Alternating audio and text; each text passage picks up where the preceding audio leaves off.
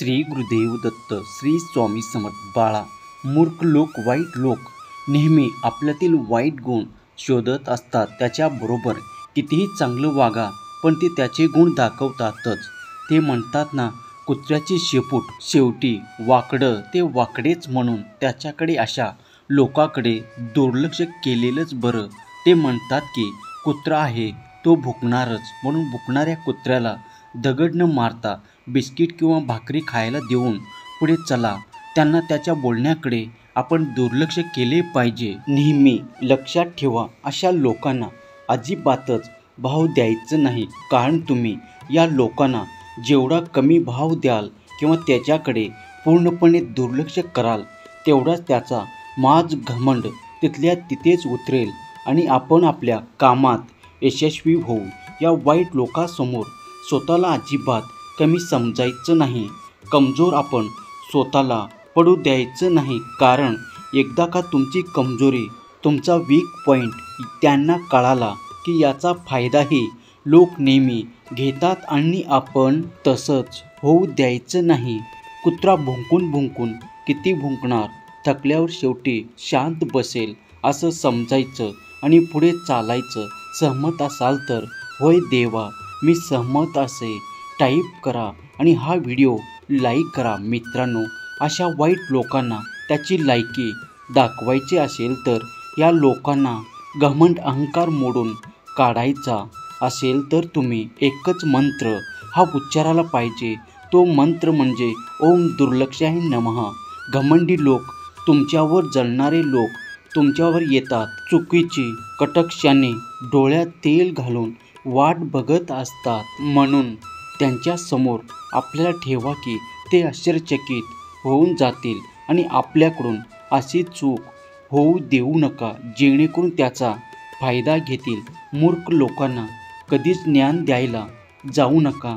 यांना कधीच शहाणपण शिकवू नका. कारण ते म्हणतात ना, गाढवासमोर वाचली गीता आणि सकाळी उठून रामाची आई सीता असे म्हटले जाते. कारण मूर्ख लोकांना त्या गोष्टीचा गंधच नसतो. त्यामुळे त्यांना चांगल्या गोष्टी आपण कधी शिकवायच्या नाहीत.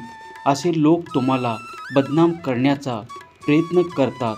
हे लोक तुमच्याबद्दल निंदा करत असतात, वाईट गोष्टी पसरवत असतात.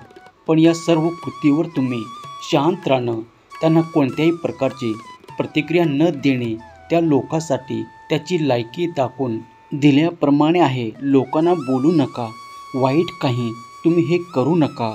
तुम्ही शांत बसलं की बरोबर असतील. त्यांना बसत असतं की तुम्ही त्याच्या वागण्याला कंटाळून जाता आणि तुम्ही असं काहीतरी बोलून जाता की तुमच्यावरती ते फासे उलटे पडतात आणि तुम्हीच बरोबर असूनसुद्धा चुकीचे सिद्ध होता. त्यामुळे शांत राहा आणि शांत डोक्याने विचार करा आणि त्यानुसारच कृती करा. अशा वाईट लोकांना भांडण करण्याची खूप आवड असते, म्हणून ते तुमच्याशी भांडण्याचे कारण शोधत असतात. म्हणून अशा मूर्ख लोकांच्या नादी कधी लागू नका. याच्याशी वाद करून त्यांना महत्त्व देण्यापेक्षा आपलं मार्ग, आपलं यश कशात आहे तेच पाहिलेलं बरं. अशा लोकांना स्वतःच्या मान सन्मानाच्या अजिबातच पर्वा नसते. त्यांना चार लोकात किंमती नसते, महत्त्व नसते.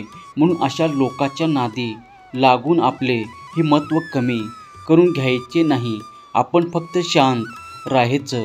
मूर्ख लोक स्वतःची लायकी स्वतःच्या वागण्यातून दाखवत असतात. त्यांना त्याच्या स्वभावावर सोडून द्या आणि आपण आपले काम करत राहा. कारण यातच आपलं भलं आहे. आपल्या जवळचे असतात पण त्रासदायक असतात, निगेटिव्ह असतात आणि ते नेहमी आपल्या मनाचा खच्चीकरण करण्याचा प्रयत्न करत असतात. तर अशा ठिकाणी काय करायचं, ही जी की त्रासदायक माणसं असतात त्यांना हँडल करणं साधं सरळ माणसाला थोडं कठीण जातं. आणि आपल्याला बऱ्याचदा असं होतं की इच्छा नसतानाही त्यांच्या मनाप्रमाणे वागावं लागतं, त्यांचा त्रास सहन करावा लागतो. अशा लोकांच्या वागण्याची पद्धत थोडी लक्षात घेतली तर आपल्याला त्रास कमी होऊ शकतो. मग अशा लोकांबरोबर आपण वागायचं कसं, त्या लोकांबरोबर डील करायचं कसं, तर सर्वात प्रथम अशा लोकांना तुम्ही टाळू नका, कारण टाळून किती दिवस टाळणार. शेवटी एक दिवस तरी आपण त्यांना नाही म्हणायला पाहिजे, मग पुढे नाही टाळू शकणार आणि याच्या समोर आपल्याला कधी ना कधी जावंच लागेल. म्हणून यांना टाळण्यापेक्षा त्यांना फेस करायला शिका आणि त्यांना सामोरे जायला शिका. एकदा काय आहे ते मोक्ष लावून घ्या आणि त्या गोष्टीचा तिथेच बंदोबस्त करा. 100% याच्या बोलण्याचा मला त्रास होणार आहे आणि 100% हा असाच बोलणार आहे ज्यामुळे मला ताण येईल, असं तुम्ही स्वतःच्या मनाला सांगा. त्यानंतर ती व्यक्ती तुमच्याशी बोलून गेल्यावर स्वतःला जो थोडा वेळापूर्वी समजलं होतं ते आठवायचं की हा व्यक्ती असाच आहे आणि अशा लोकांकडे दुर्लक्ष करायचं. सगळ्यात महत्त्वाचं म्हणजे तुम्ही स्वतः काही सांगू दे, काही विचारू दे, आपण मात्र त्याच्याशी वन वर्ल्ड कम्युनिकेशन ठेवायचं. असं की बरोबर आहे? अच्छा, असं झालं का? नाही, असं का नाही? बरं, ठीक आहे. अशा प्रकारे अशा व्यक्तीशी बोलायचं. तो कितीही बडबड करत असेल, कितीही काही वाईट साईट बोलत असेल तर आपण त्यांना प्रतिक्रिया न देणं हे सर्वात बेस्ट. कारण मूर्खाच्या नादी लागून आपण मूर्ख व्हायचे नाही, आपण शहाण्यासारखेच वागायचे. तरच ते कसं शांत बसायचं. जर तुम्हाला किती राग येत असेल, मनस्ताप असेल, चिडचिड होत असेल, तरी एकच मंत्र तुम्ही उच्चारायचं आहे, ओम दुर्लक्षाय नमः, ओम दुर्लक्षाय नमः, ओम दुर्लक्षाय नमः.